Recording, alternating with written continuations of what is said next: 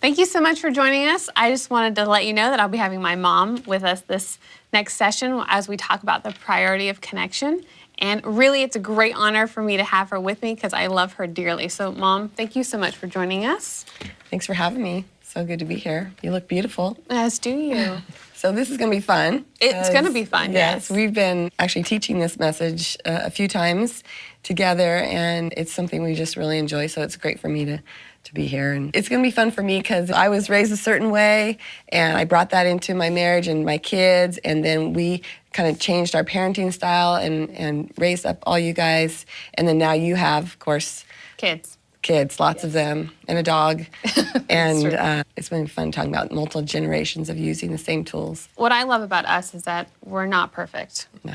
Not by a long shot. And that's not necessarily the goal either, is really we're going after a connection. And, you know, you say you had different tools, but what I love is that you and Dad went after something when you saw that those were not necessarily the best tools to have. And you changed a lot. And because of that, I like being a mom. I feel really confident and really just equipped because of that. And so, again, I think it's safe to say that I'm not perfect, you're not perfect, but, you know. That's not the goal. It's not the goal. And if it is, we're in trouble. Definitely. Every mom out there's like, oh, good. Every parent. Yeah. No, really, it's not the goal. But I look at our relationship now, and I'm just so thankful that you guys made that decision to keep going and to pursue our hearts, and it's made a huge difference. I remember when your dad, who was a social worker, brought home sort of some new parenting techniques, and I thought, I don't know what you're doing over there, but I cannot do this. This is like so awkward. It felt hard, and I felt like I had to change my personality. So it was helpful to just bring in one thing at a time. So Dad tells a story about relationships being like a kite string. Mm-hmm. So when a kite is blowing in the wind, that's kind of the teenage years. That's later on in life. And if you've really frayed that relationship, if you chewed on it and tore it up, then when those storms come, that string is really damaged. And so we want to really work on that relationship. And that's why priority of connection is so important to us. Totally. And I think about really the priority of connection and that kite string illustration is if you were to take a little one out and give them a kite, it's usually only trailing behind them by a few feet, right? Yeah. And so if it falls, it's not super damaging. The kite, you can still use it. But as they grow and get older and older, that kite gets further and further away from the person holding, the end of the string. And it really just is that demonstration of how your relationship's growing. At first you stay close and you're helping them, learn how to put their shoes on, and then next thing you know, you're teaching them how to drive, which I remember doing that with you. So It's just really a beautiful illustration of how your relationship changes and grows and more freedom comes as age happens. One of the things that we're going to talk about is why is connection so important, and keeping the end in mind is as a parent, and I've got toddlers, elementary and middle school, I just think about, with my little toddler, one of the most important things that I want him to know, and the girls, even when they were little, what I wanted them to capture and learn from me is that I am going to be a safe place for them, and that I'm going to love them no matter, if they spill all of their cereal across, not just from the table to the floor, but into the kitchen, or catapulted through the room. Those little messes that they're going to learn from me, that I'm going to always love them and I'm going to be there, and I'm a safe place. And more than that, I think as I watch, Delaney is in middle school, which is crazy, but I think about her being faced with different choices than maybe Adeline, who's in elementary, and I really want to do a good job of making sure I teach my kids that I'm there even though they make a mistake. And I'm going to love them, and I'm going to protect that connection. So that's what I think about of why is it so crucial that I'm protecting that connection, is because I want them to teach them as they grow. As they're little, I'm teaching them that if you spill your milk, Mommy's not going to spank you. Mommy's not going to freak out, that I'm a safe place. And then as they get older, when Delaney has her first little boyfriend crush or something like that, that she feels safe enough to talk to me about it, that I'm there, maybe she didn't turn in her homework or something like that. I want to make sure that she knows that I'm going to be a support to her and still be with her during those mistakes, you know. But I don't have a teenager just yet, so It's coming. it is coming. I mean, yes, is you got to be our test child number one. We called you, and you're just learning so much on your first one. But those teenagers can be just, full of stress, hormones, and all kinds of stuff going on. So that kite string, that grabbing onto that relationship, that's why we're talking about connection. It is the most important thing. We're going to hound that over and over, and we're just going to hammer that. We didn't actually start changing our parenting style till you were probably 6 or 7, and so it took us a while to get it. And so the tools I had were not working. They were yelling, things I learned in my home, yelling, screaming, spanking was a threat constantly. We'll talk about that later. But you and I entered your preteen and teen years with sort of new skills. So I'm just trying to encourage people. Yeah. You don't have to. You can start at any moment, at Totally. any time. You can start if it's just your grandkids. You don't have to say, it's too late for me. It actually works on just people, not People in just. general. Yeah, exactly. Yeah. So just encourage you that the teen years are hard, but get ready. I just think about, my teenage years, and, we did have a little bit to get through. Just remembering my brothers, I'm like, you guys had it much easier. You had some refined parents by then, But that whole connection piece really is pretty crucial. You really want to think about the end game. We'll be talking about that pretty often, and that's really the way you rise up above what you're dealing with right now. Is you think, down the road, I'm going to need this. I'm going to need this relationship intact. So that's keeping that in mind. I have a young friend. Her name's Christiana Moss, and she wrote a poem, and the poem's called "I Am a Woman." And this poem, this little excerpt from the poem I'm going to read, really shares about how you keep the end game and keep the end in mind. So the part of the poem reads like this. I dined with the greats of God's army. I made their meals and tied their shoes. Today I walked with greatness, and when they were tired, I carried them. I have poured myself out for the cause today. Today I was a barrier between evil and innocence. I was the gatekeeper, watching over the hope of mankind, and no intruder trespassed. There is not an hour of the day or night that I turn from my post. The fiercest of my love is unmatched on the earth. She's writing this poem about being a mom, and she's saying, I may be handing out crackers and wiping noses, but I am raising up the greatness for mankind for later. And that's keeping that end game in mind. It's such a beautiful reminder for me. I dined with greats, because you don't know. I mean, we're going to be biased, yes, because I think my kids are the best kids in the world, and they're capable of being the next president if they want. But I don't know what they're going to choose to do. And I have to remember that they were given to me as a gift, and they have a grand purpose. And every morning when it's crazy and the milk spills and it goes nuts, you have to position yourself with, these little people are going to change the world. That's why they were given to me.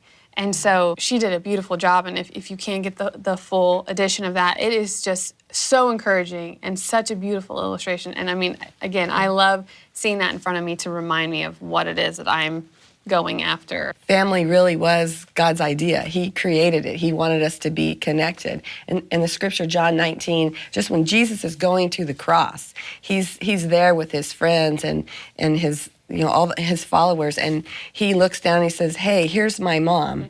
John, take care of my mom. I give her to you. And he made that connection point. This is family. We all need it, even amongst ourselves and in our family. He wanted his mom to be taken care of. That's a lesson to you. Just take care of your mom. Make sure I paid attention. Yeah. Jesus did.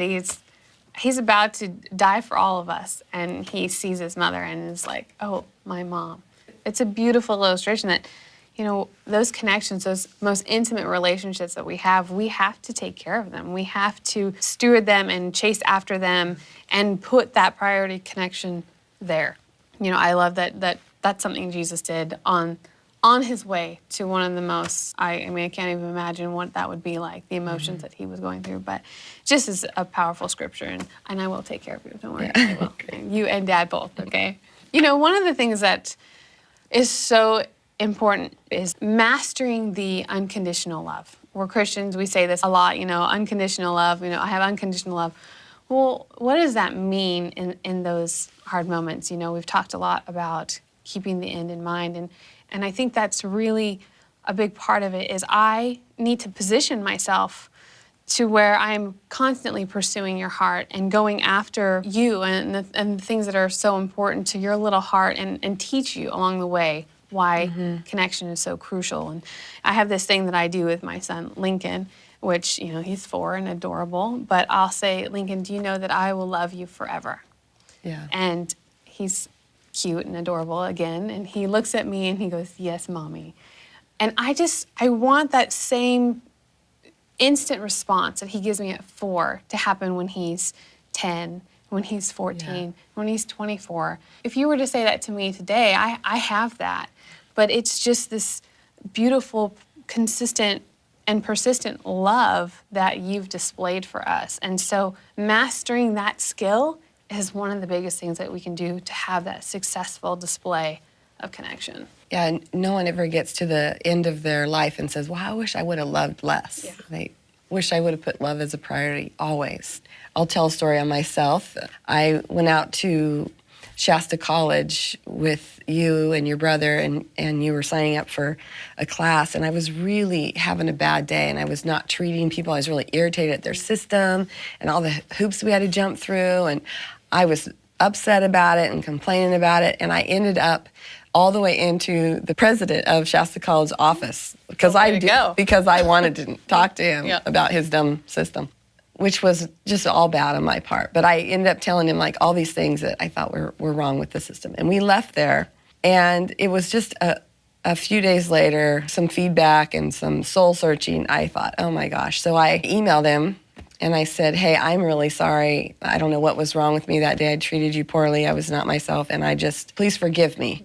And he wrote me right back and said, it's interesting that you wrote to me because the day after that happened, your daughter came in and told me that the person that I had met, her mother, was not who she knew her mother to be. Like, you covered me and you stepped up, and like, mistakes happen and we're gonna make them. And it was just a great picture of you valued connection. You knew I was probably going to have to work with that community again, and even if I wasn't ready to clean up the mess, you were like, I'll help. And so that moment where you took care of my heart was so amazing to me.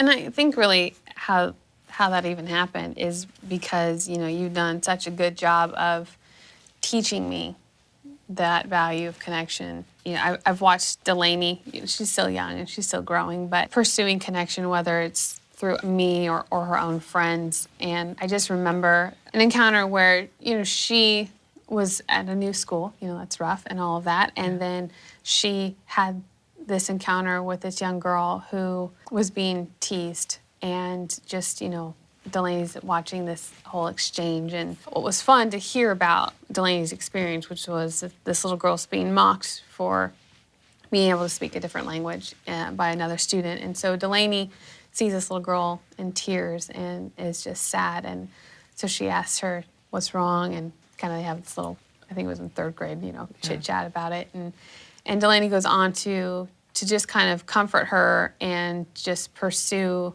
this little girl's heart, who has obviously just been, I guess, sideswiped by this other child. And so Delaney is then trying to encourage this girl about how amazing it is that she would be able to speak 2 languages. Yeah, speak 2 languages. I remember her saying, my auntie, I can speak 2 languages. And she's like, I think it's so cool, Yeah.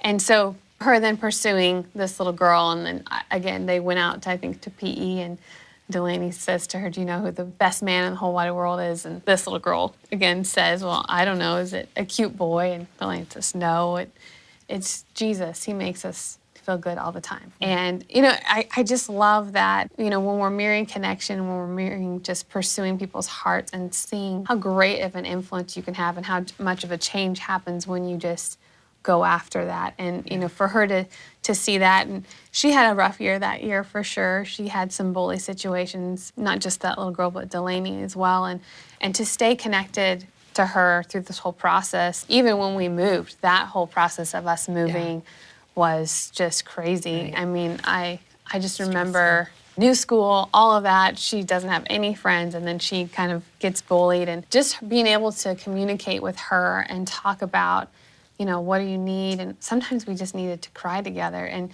for her to tell me that that's what she needed and me to be able to meet her there, we had the most beautiful moments of connection that came out of that. Yeah. Here I am watching Delaney see how important it is that I'm protecting our connection, and that, she may seem like she's mad, but really she's hurt about moving or whatever. And to watch her do the same thing just in other relationships as she's grown up.